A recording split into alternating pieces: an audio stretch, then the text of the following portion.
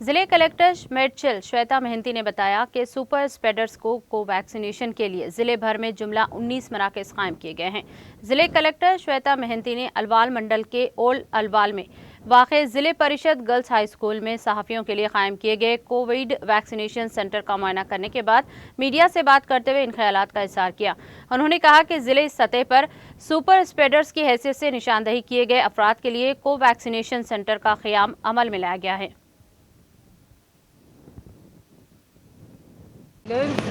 వీళ్ళందరికీ ఐడెంటిఫై చేయడం జరిగింది।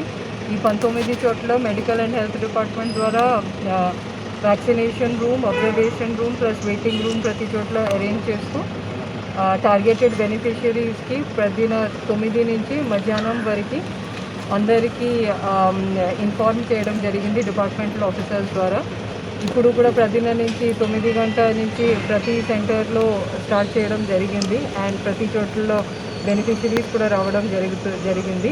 So we request that anybody who is eligible in the identified categories, they may kindly come to the vaccination center and take the vaccine. So రాష్ట్ర ప్రభుత్వం ప్రతిష్టాత్మకంగా భావించి ప్రజలకు అట్లాగే ఏదైతే నీడ్ పీపుల్ ఎవరైతే ఉన్నారో మార్కెట్లో ఉన్న వాళ్ళకందరికీ అట్లాగే వెండర్స్, వెజిటబుల్ వెండర్స్ కావచ్చు, చికెన్ షాప్ హోల్డర్స్ కావచ్చు, మటన్ షాప్ హోల్డర్స్, కూరగాయలు అమ్ముకునే వాళ్ళు, కిరాణా షాపులు, బార్బర్ షాపులు, ఇస్త్రీ షాపులు, వీటి ద్వారా ప్రజలకు ఇది స్ప్రెడ్ అవుతుంది, కోవిడ్ స్ప్రెడ్ అవుతుందన్న దృష్టితోటి వాళ్ళందరికీ వ్యాక్సిన్ ఇవ్వాలని ప్రభుత్వము భావించి ఈరోజు అల్వాల్ సర్కిల్ పరిధిలో ఈ విబిఆర్ గార్డెన్లో ఇక్కడ డిప్యూటీ డిఎంఎండ్హెచ్ఓ గారు ఆనంద్ గారు, డాక్టర్ ఆనంద్ గారు, అట్లాగే డాక్టర్ వైష్ణవి, డాక్టర్ శృతి వాళ్ళ యొక్క ఆధ్వర్యంలో మరి జిహెచ్ఎంసీ సర్కిల్ జిహెచ్ఎంసీ వాళ్ళందరి సపోర్ట్ తోటి ఈ వ్యాక్సినేషన్ సెంటర్ని ప్రారంభించడం జరిగింది।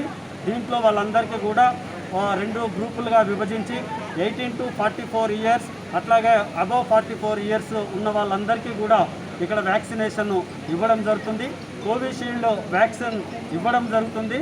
అయితే ఇక్కడ వీళ్ళందరికీ కూడా ఇచ్చిన తర్వాత ఇక్కడ ఒక 1 అవర్ పరిశీలన కొరకు కూడా 1 గంట సేపు వాళ్ళను డాక్టర్స్ ఆధ్వర్యంలో వాళ్ళ పరిశీలన కొరకు చూసి ఆ తదుపరి వాళ్ళను ఇంటికి పంపించడము జరుగుతుంది। దీనంతటి కూడా ప్రజలు ఉపయోగించుకోవాలని మేము మీ ద్వారా కోరుతా ఉన్నాం।